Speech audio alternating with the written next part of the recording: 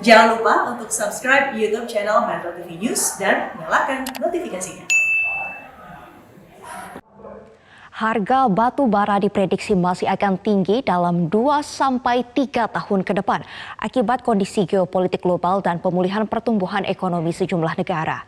Namun para pemangku kepentingan batu bara yang tengah berkonsolidasi di ajang Gold Trans Asia di Bali tetap berkomitmen mendukung semangat global untuk mengurangi emisi karbon.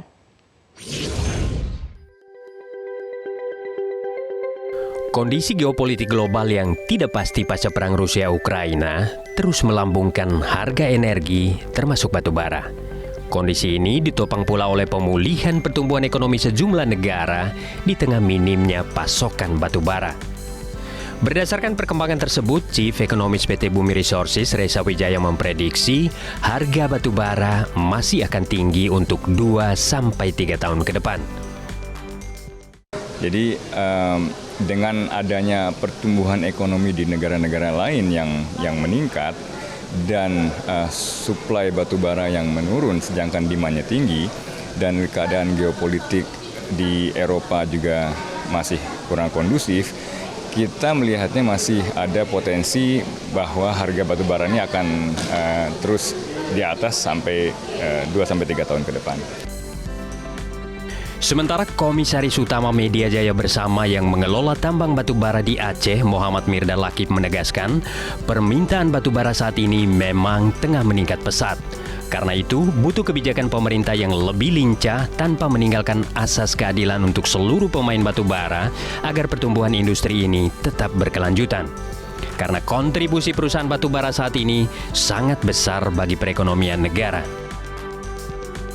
Kita berharap bahwa sustainability dari industri ini bukan hanya 1-2 tahun karena adanya konflik seperti ini. Tapi kita berharap adanya ekosistem yang lebih mendukung agar industri ini terus bisa berkembang.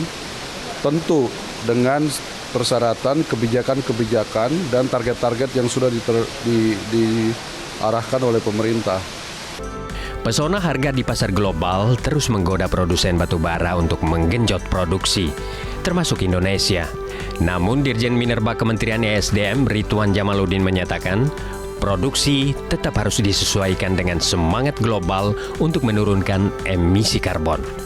Semangat itu juga menjadi komitmen para pemangku kepentingan batu bara dalam Call Trans Asia 2022 yang berlangsung di Nusa Dua Bali tanggal 19 sampai 20 September 2022. Realitanya batu bara masih menjadi pemasok energi paling besar di Indonesia, ya, baik untuk pembangkit maupun secara keseluruhan. Realita kita masih seperti itu, kemudian semangat ke depan kan kita mau transisi energi.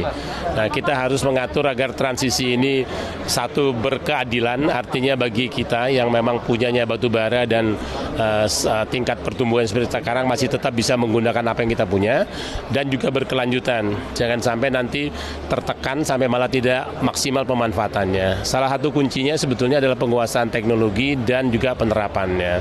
Kita tetap masih bisa menggunakan batu bara, kuncinya adalah menggunakannya dengan cara yang lebih baik dan lebih bersih. Berdasarkan data Kementerian Energi dan Sumber Daya Mineral, cadangan batu bara Indonesia masih cukup besar, yakni sekitar 31,7 miliar ton. Jumlah tersebut bisa memenuhi kebutuhan hingga tahun 2085 sampai 2090 atau 25 sampai 30 tahun di atas target pencapaian net zero emission tahun 2060. Tim Liputan Metro TV.